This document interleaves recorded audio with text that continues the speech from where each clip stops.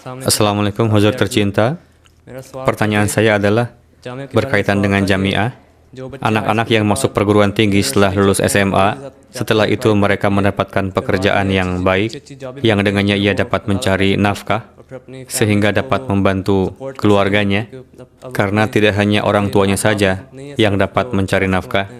Sementara anak yang masuk ke jamiah setelah lulus SMA, ia tidak mendapatkan tunjangan yang besar di jamiah, lantas bagaimana ia dapat membantu keluarganya secara finansial? Huzur bersabda, jika yang menjadi tujuan orang tuanya setelah mewakafkan anak adalah untuk mendapatkan gelar wakaf finau, lalu selesai urusan, maka silakan saja bantu keluarga. Namun jika orang tua mewakafkan anaknya disertai dengan niat bahwa seperti Ibunda Hadrat Maryam yang mengatakan, apapun yang ada dalam janinku, aku wakafkan untuk agama. Beliau tidak berkeinginan agar anak mencari harta dunia, melainkan ingin mencari agama. Adapun orang yang mencari agama, ia hanya melihat ke satu arah. Jika wakaf finau, yang harus menjadi perhatian adalah, jika kamu ingin mewakafkan hidup, maka lupakanlah dunia, dan lupakan juga untuk mendukung orang tua secara finansial, atau untuk membantu orang tua cukup dengan saudara yang lain, atau jika orang tua begitu miskin, dan kondisinya tidak ada anak lain yang diharapkan dapat membantu secara finansial, maka silakan anak wakaf finau tersebut menulis surat kepada jemaat untuk menyatakan berhenti dari wakaf finau. Setelah itu silakan mencari nafkah. Oke, wakaf finau yang sebenarnya adalah ia yang mengkhidmati agama dan tidak memikirkan uang. Ia tidak memperdulikan apakah akan datang uang ataukah tidak. Oke, mereka setelah mewakafkan hidup atau setelah menjadi mubaligh, setelah lulus jamiah, lalu mengkhidmati agama. Ada juga yang terlebih dahulu menempuh pendidikan MSc atau PhD, lalu mewakafkan hidup dan bertugas sebagai guru atau tugas-tugas lainnya. Ada beberapa insinyur di Qadian, di Rabwa, dan orang-orang terpelajar lainnya seperti dokter. Mereka hanya mendapatkan tunjangan kecil saja dari jemaat.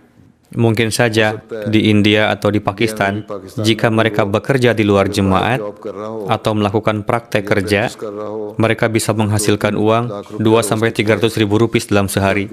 Namun dengan berkhidmat di jemaat, mereka hanya mendapatkan ribuan rupiah, itu pun setelah 1 bulan. Oke, itulah wakaf, yakni mengkhidmati agama dan tidak memperdulikan dunia. Untuk itu tidak ada pertanyaan berkenaan dengan membantu keluarga secara finansial. Namun jika ingin membantu orang tua, jemaat tidaklah bersikap zalim. Begitu juga khalifah.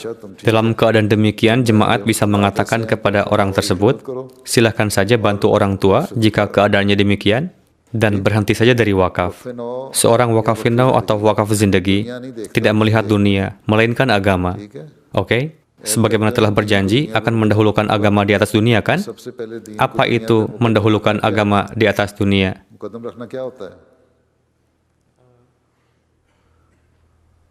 Apa maksud mendahulukan agama di atas dunia?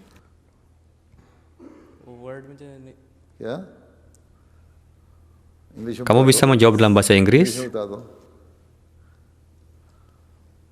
Keutamaan? Oke, memberikan keutamaan. Memberikan prioritas kepada agama di atas dunia. Oke? Oke, paham? Artinya adalah kamu tidak akan memikirkan apakah kamu mendapatkan uang ataukah tidak. Kamu terpaksa harus memenuhi kebutuhan apa adanya. Kondisi jemaat sekarang dengan karunia Allah Ta'ala sangat baik. Para mubaligh mendapatkan tunjangan sehingga dapat membiayai hidup untuk 1 bulan. Adapun para mubalighin kita pada zaman dulu,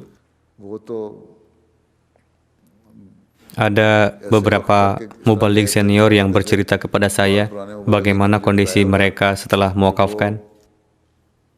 Mereka biasa membeli roti karena tidak ada kuah atau sayur, sehingga mereka menyantapnya dengan air. Seperti itulah makanan mereka. Inilah wakaf. Seperti yang saya katakan tadi kan, bagaimana para pendeta Katolik mereka bekerja.